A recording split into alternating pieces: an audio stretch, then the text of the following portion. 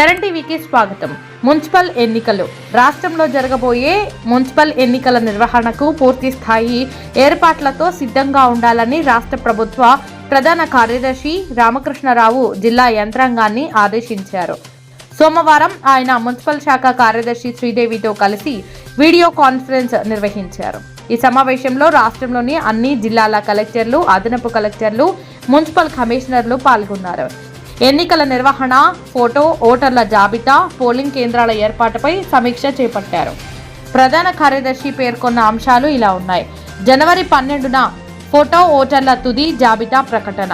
జనవరి 13న polling కేంద్రాల ముసాయిదా జాబితా విడుదల. వచ్చిన అభ్యంతరాలు, ఫిర్యాదుల పరిశీలన అనంతరం జనవరి 16న పోలింగ్ కేంద్రాల తుది జాబితా విడుదల.